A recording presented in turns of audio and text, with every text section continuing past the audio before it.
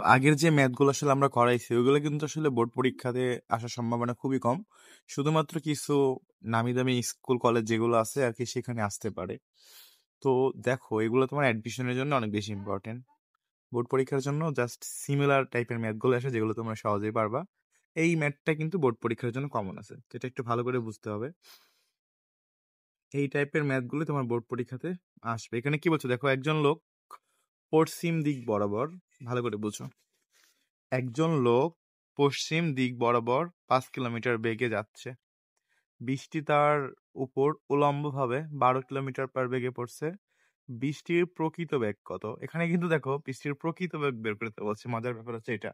তো একজন লোক ভাইয়া কি করতেছে বলতো, সে পশ্চিম দিকে যাচ্ছে। একজন লোক কি করতেছে বলতো, সে পশ্চিম দিকে যাচ্ছে, মানে এটা হচ্ছে তোমার পূর্ব, এটা তোমার হচ্ছে পশ্চিম, এটা তোমরা জানো ইস্ট ওয়েস্ট। তো একজন লোক পূর্ব দিকে যাচ্ছে, ঠিক আছে। সে কত বেগে যাচ্ছে বলতো? 5 কিলোমিটার পার আওয়ার বেগে যাচ্ছে। এখানে ভি অফ ম্যান, মানুষ যাচ্ছে এদিকে। আর বৃষ্টি উলম্ব ভাবে পড়তেছে। উলম্ব ভাবে মানে হচ্ছে ওয়াই অক্ষ বরাবর এইভাবে পড়তেছে। তো বৃষ্টি তোমার এইভাবে পড়তেছে। এখন বলো তো, এই লোকের সাপেক্ষে এই বৃষ্টির বেগ, এটা কি তোমার প্রকৃত বেগ নাকি আপেক্ষিক বেগ? একটা সিম্পল বিষয় তুমি বুঝো, এখানে কিন্তু বৃষ্টির প্রকৃত বেগ দেয়া নাই, কারণ দেখো এখানে প্রকৃত বেগটাই বের করতে বলছে। তার মানে ভাইয়া এটা অবশ্যই বৃষ্টির আপেক্ষিক বেগ এই লোকের সাপেক্ষে। তো আমরা এখানে কি লিখতে পারি? সি আর এম লিখতে পারি তো নাকি? এইটুকু আশা করি তোমরা বুঝে গেছো। একজন লোক, সহজ কথা দেখো, সে পশ্চিম দিকে যাচ্ছে 5 কিলোমিটার পার বেগে। বৃষ্টি তোমার উলম্ব ভাবে পড়তেছে, মানে উলম্ব মানে হচ্ছে ওয়াই অক্ষ বরাবর নিচের দিকে পড়তেছে। তো এখান থেকে আমরা কি লিখতে পারি? ভি আর এম সমান সমান কি লিখতে পারি? ভি আর মাইনাস ভি এম লিখতে পারি। এটা তো তোমরা আগে থেকেই জানো। আমাদেরকে বের করতে হবে বৃষ্টির প্রকৃত বেগ, মানে আর বের করতে হবে।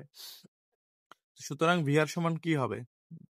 এটা মাইনাস ছিল, এদিকে পার করলে প্লাস হবে, সুতরাং ভি আর সমান কি হবে বলতো? V R M plus V M হবে। তাই না কথা? এটাই তো হবে। এটা কি আমরা বুঝছি ক্লিয়ার ভাবে? তাহলে বলো এই দুইটা ভেক্টরের লব্ধি কোনটা হবে? তোমরা তো অবশ্যই জানো লব্ধি এইটা হবে, এটা তো সবাই জানো যে লব্ধি এটা হবে। এটা হচ্ছে লব্ধি হবে, তারপর এখানে সমান্তরাল এই বাহুকে এখানে নিয়ে আসবা, এই বাহুকে এখানে নিয়ে যাবা। এটা হচ্ছে তোমার লব্ধি। তো আমাদেরকে এখানে যেটা বের করতে হবে, বা এটাই হচ্ছে বৃষ্টির বেগ আর কি, প্রকৃতপক্ষে ভিআর বের করতে হবে। এটা কত ডিগ্রি কোণে আছে বলতো? এটা 90 ডিগ্রি কোণে আছে। 90 ডিগ্রি কোণে থাকলে আমরা কোন সূত্রটা লিখতে পারি? আমাদেরকে বের করতে হবে ভিআর, মানে বৃষ্টির প্রকৃত বেগ। তাহলে ভিআর সমান কি লিখবা বলতো?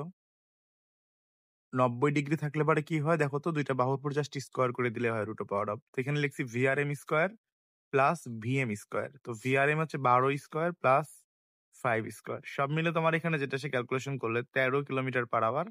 তার মানে বৃষ্টি এখানে 13 কিলোমিটার পার আওয়ার বেগে পড়তেছে। এটা খুবই সহজ, আশা করি এটা তোমরা বুঝে গেছো অলরেডি। ওকে, এরপরে তোমাকে দিকটা বের করতে হবে, ট্যান থিটা। অবশ্যই তুমি এখানে দিকটা বের করবা। আর দিকটা তুমি, তোমাকে যদি না বলে দেয়, তুমি হচ্ছে বৃষ্টির দিকটা বের করবা হচ্ছে উলম্বর সাথে। এটা হচ্ছে উলম্ব, এটা তোমার উলম্বর সাথে ঠেটে ধরবা। মানে উলম্ব কোনটা? এটা উলম্ব না, এটা হচ্ছে উলম্ব বরাবর। ওয়াই অক্ষ বরাবরটাকে বলা হয় হচ্ছে উলম্ব বরাবর। তো এর সাথে তুমি দিক ধরবা থিটা। তো যার সাথে অ্যাঙ্গেল সে নিচে সিঙ্গেল। তো এদিকে কি আছে বলতো? 12 আছে। এদিকে কি আছে বলতো? 5 আছে। তাহলে 12 নিচে সিঙ্গেল হবে। 12 নিচে single, opposite sine alpha, opposite cos alpha, তোমরা এটা জানো। এখান থেকে হিসাব করে দেখবে থিটা সমান আসে 22.61 ডিগ্রি। তাহলে আমাদের এটা হচ্ছে দেখো, উলম্বের সাথে 22.61 ডিগ্রি পড়তেছে, মানে কোণে পড়তেছে বৃষ্টিটা। খুবই সহজ ম্যাথ, এগুলোই কিন্তু বোর্ডে আসে, মানে বোর্ডে আসা ম্যাথগুলো খুবই সহজ, চমৎকার ম্যাথ, সহজে করতে পারবা। চলো পরবর্তী ম্যাথে, আরেকটা সেটা বোর্ডের জন্য ইম্পর্টেন্ট। একজন লোক 4 মিটার পার সেকেন্ড বেগে চলার সময় বৃষ্টির লম্বভাবে 3 মিটার পার সেকেন্ড বেগে পড়তেছে। অনুভূমিকের সাথে কত কোণে ছাতা ধরলে লোকটি বৃষ্টির হাত থেকে রক্ষা পাবে? তো ভাইয়া যেটা হচ্ছে, একজন লোক, সে মনে করো কি করতেছে, 3 মিটার পার সেকেন্ড বেগে যাচ্ছে। ওকে, সে যাচ্ছে, ভালো কথা। বৃষ্টি কিন্তু ভাইয়া লম্বভাবে পড়তেছে, লম্বভাবে। লম্বভাবে মানে কি? এই যে লম্বভাবে যেটা বলা হয়েছে এটা। তো বৃষ্টি তোমার এই বরাবর পড়তেছে, এইটুকু তো তুমি বুঝতেই পারতেছো তাই না? এই ভেক্টরটা হচ্ছে 3 মিটার পার সেকেন্ড, এটা হচ্ছে তোমার মানুষের বেগ ভিএম, আর এটা হচ্ছে বৃষ্টির বেগ যেটা হলো ভিআর।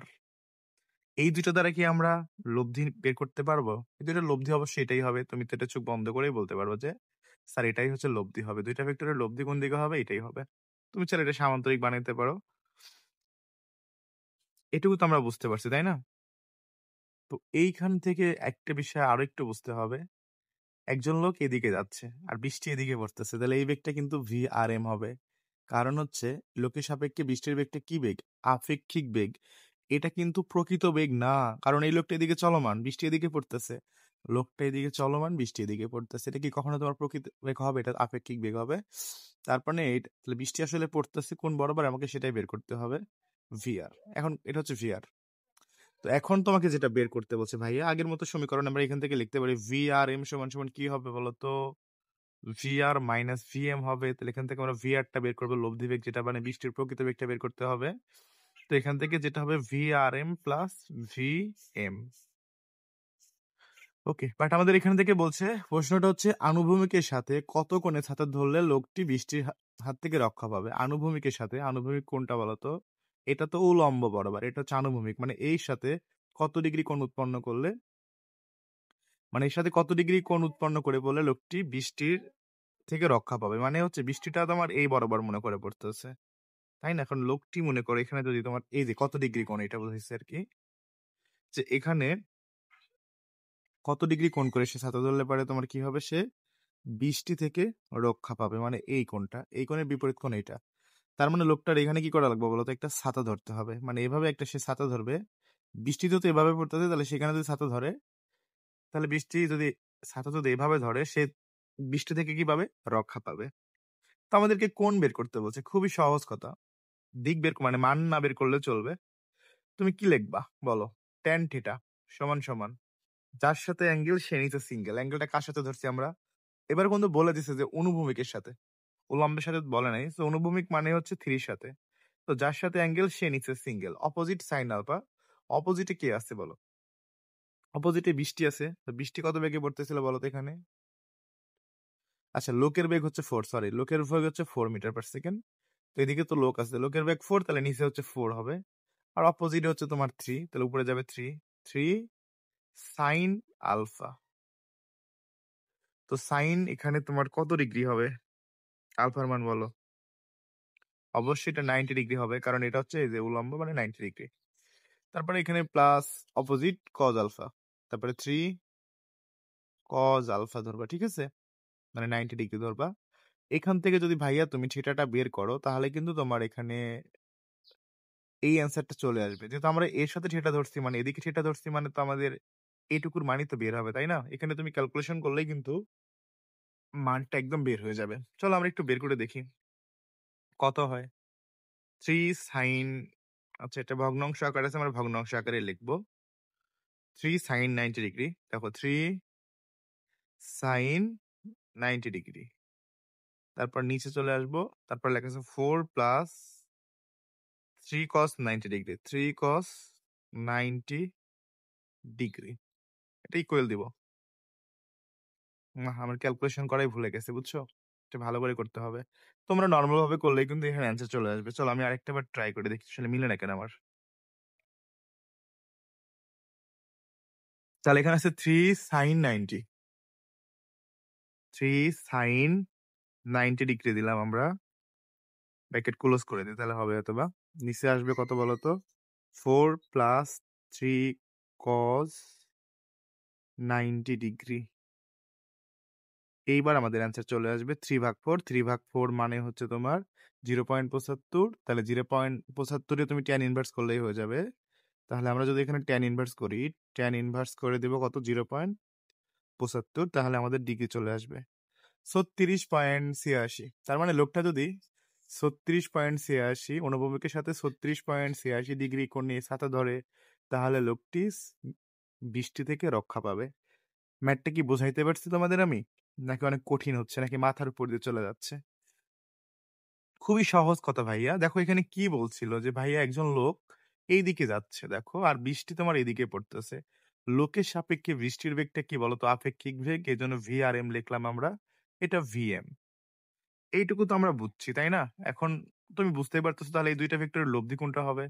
এটা ধরে এখানে নিয়ে আসবা, এটা ধরে এখানে নিয়ে আসবা, তাহলে এটা হচ্ছে, এটাই হবে সামান্তরিক।